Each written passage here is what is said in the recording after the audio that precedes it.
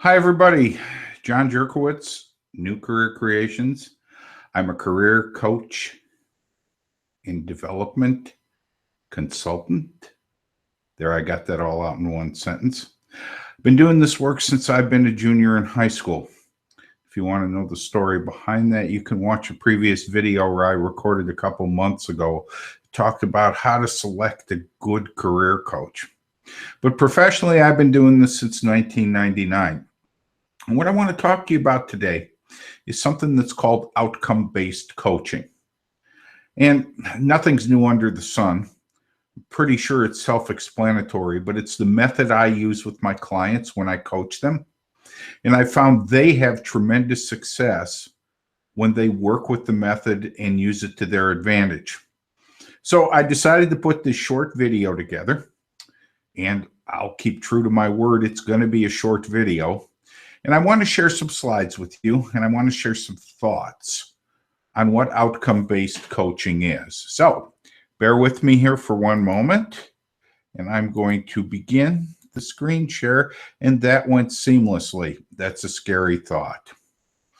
Okie dokie. Outcome-based coaching with me, John Jerkowitz of New Career Creations. What is outcome-based coaching? Well, I want to talk for a few minutes about what it's not. It's not magic. And if you look at the little picture off on the left, it says, when I gain those ruby red slippers, my power will be the greatest in Oz. And a lot of people come into a coaching relationship and they think it's magic. They think they're going to sit with a coach, gain some wisdom, head off down the road, and suddenly their life's going to change. Well, I got news for you. It's hard work. It's hard work on both your coach's part and your part to reach some of those successes that you've always thought you deserved. So let's talk about outcome-based coaching, and let's talk about how it works. Well, first of all, it involves goal setting. Yeah, I know, that's about as exciting as watching paint dry. Everything seems to involve goal setting. But let me tell you something. You'd be surprised the people I talk to who don't write their goals down. They say, well, I want to make more money, or I want to own my own company one day, or I want to be rich, or I want to have the position as CEO at the company I work at. And they're all very vague, all very general. As a good friend of mine used to say, they're 20,000-foot goals. So one of the things outcome-based coaching does is it asks you to be very specific about what you want, because the meat and potatoes of outcome-based coaching is the second area there on the slide. It's tangible results. Now, tangible results are three-dimensional. There's something you can reach out and touch, you can feel, you can view, like your bank balance. When you set a goal, and that goal leads you to a tangible result, you're going to see that the investment you made in working with a great coach like me is well worth the investment. Equally important, those type of goals are sustainable. It means you're going to be able to carry them forward, and you're going to be able to create a foundation to build successive goals off of. That helps you form a relationship, not only with yourself, but with every other facet and every other person in your life. Because suddenly, when you commit to goal setting, you commit to tangible results. And let me just pause here for a minute. Tangible results can be scary because sometimes those tangible results are written in red ink. It means we got to go back to the beginning and we've got to reassess. But if things work the way we want them to, and we really commit to seeing those results, then we can start to build a sustainable foundation. And that helps us create a relationship. So I'm going to share with you just for a few minutes how I work this. One of the things I ask people to do the first time we sit down is I ask them to evaluate themselves in those 5 areas. First of all, what are your personal relationships like? What's your financial relationship like? What's your relationship like with money? What have you done for professional growth? I'll tell one on me, okay? I registered for a conference here, about 6 or 7 weeks ago. And it dawned on me, I hadn't sat on the other side of the table in close to 4 years. Wow. Now, I heard that. No, I don't know it all.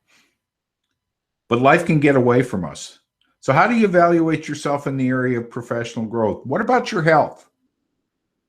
Is your health an impediment or an obstacle?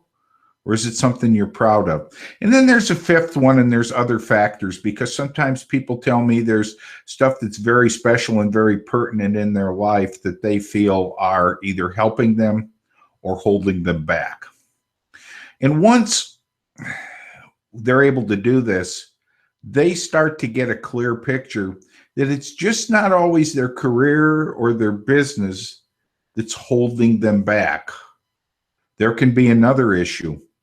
And when they put that issue in balance, like our dear little friend over on the left struggling to keep his life in balance, once we're able to do this, you and I are able to see that things start to work out. Just a little FYI, can you guess the two areas people always score themselves low? One's financial, our relationship with money, and the other is how well they take care of their health. This chart shows you just for a minute that your professional growth is influenced by a lot of other things. And it's kind of a culmination of 3 or 4 clients that I worked with who all were trying real hard to grow their career for a variety of reasons.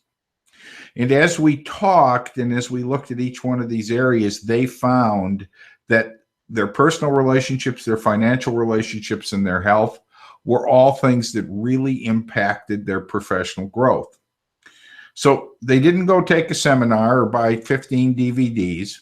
They decided to set some sustainable goals that were tangible in the area of personal relationships. One of these folks was a single parent, and they didn't do anything but eat, sleep, go to work, and take care of the 2 teenagers they were raising. So one of the challenges they set for themselves was to do some stuff, to go out and have some fun occasionally, to get a group of friends, to start finding some interests. Another person started to take some money management classes because by their own admission, they were having a difficult time managing their money. And I think health relatively speaks for itself. But here's what happened once they started moving towards balance. And again, this is kind of a combination of 3 or 4 different people. Remember, the only thing worth measuring is your results. They got superior performance reviews. They suddenly were able to see, as I'm fond of saying, the rest of the room. They were able to jack their performance up because those other areas in their life were more in balance and they were more relaxed. Because of that, they got admitted to what I call the inner circle. It was those people saying, hey, did you hear about a job in this department? Or I know somebody that's hiring across town that could really use somebody of your caliber. That helped them create spheres of influence. A couple of the folks remarked to me that managers from other departments stopped them and asked them, would you ever consider working in my department if a position became open? In other words, the room got bigger. I'm going to stop the screen share here for a minute. And I want to tell you, that's outcome-based coaching. It relies on goal setting. It's tangible. So when you get to the end of the process, you know what you want the outcome to do or be, and it's sustainable. So I'm John Jerkowitz, career development coach and consultant. Thank you for bearing with me this afternoon as I stumbled over a few words. I didn't realize it's been about 2 to 3 months since I recorded a video, and I'm not as comfortable behind this camera as I used to be. So you know what that means. You're going to be seeing a whole lot more of me. Hey, if you want to talk, you can find me on my website, newcareercreations.com, or you can shoot me an email at newcareercreations@outlook.com. Or if you live close enough, you can buy me lunch. Thanks for watching. I really appreciate it, and I really hope you got some value from this. So until later on, ta-ta now.